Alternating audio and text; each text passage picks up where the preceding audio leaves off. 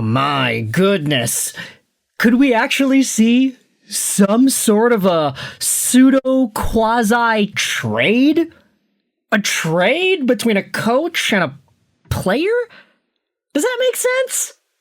No, it doesn't make sense. But here's why we were talking about Kris Knoblauch, former Edmonton Oilers head coach.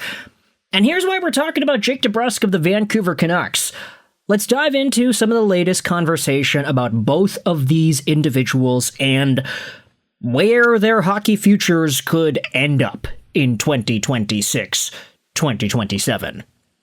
You see, at the time of recording this audio, the Vancouver Canucks do not have a head coach. Manny Malhotra is probably the frontrunner for that role, but with the firing of Tank Commander Adam Foote yesterday, thank you for your service, that head coaching job is open for Vancouver. Enter Kris Knoblauch. And an update posted by TSN's Ryan Rishaug on Twitter yesterday.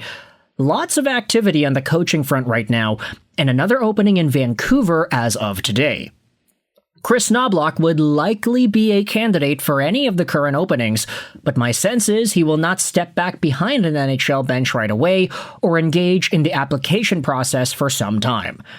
With his family recently relocating to Edmonton and some breathing room with his 3-year contract, I'd expect him to be out of the mix for the time being after a long couple of seasons. Now, this is all speculation, of course. Ryan Rishaug is one dude sharing his opinion. Of course, he also does beat reporting for the Edmonton Bureau, so if there's anybody who's probably more informed in the mindset or the situation, the circumstances about these Oilers individuals, it's probably Rishaug. But nowhere in this tweet does he say that Kris Knoblauch is going to be out for multiple years. It just says, oh, the time being, right away, for some time. These are the key words indicating Rishaug's update that Kris Knoblauch will probably not be in the coaching race for any of these current openings. But the idea of Kris Knoblauch coming to Vancouver, the fact that Rishaug is even talking about it as a possibility, is so interesting. Top reply from the bad guy. Noted Canucks fan goes out there and says, "Nobody wants Knoblauch. The dude only got hired because of McDavid." Another reply says, "Imagine going from McDavid and Draisaitl to Pedersen at DeBrusk." That is so killer, man. That's crazy. Imagine going from McDavid and Draisaitl to Pedersen and DeBrusk. I love that tweet. That's hilarious. But I think it does go to show you that Kris Knoblauch and the way that he has established his head coaching record is always going to be tainted a little bit. Yes, it's true. The Edmonton Oilers did go to back-to-back Stanley Cup Finals with Knoblauch as head coach. If you exclude 2025-2026, this guy was 1-for-1 when it comes to making the finals as an NHL head coach. However, of course, a lot of people would say that the reason the Oilers made the finals in 2024 and in 2025 was not really because of Knoblauch and his great superior coaching. It was more because Connor McDavid decided to pop off. That absolutely was the case in 2024 when McDavid scored 42 points in 25 games, winning the Conn Smythe as a loser in the finals. Absolutely ridiculous, the fact that he could go out there and genuinely win that award. So rare to see the loser of a playoff finals matchup win the Conn Smythe, but McDavid was able to do it.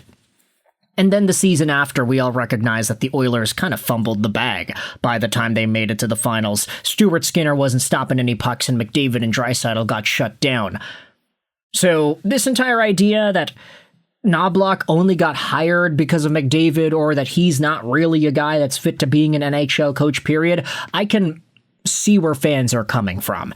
And if you don't know why exactly it was Knoblauch that got hired in the first place, it's because he was the head coach of the Erie Otters back when Connor McDavid was in that organization and tearing up the Ontario Hockey League. You can see various iterations of the Erie Otters in the 2013, 14, 15 years. Connor McDavid with 99 points in his draft -1 season, alongside a fellow Canucks prospect of yesteryear, Dane Fox.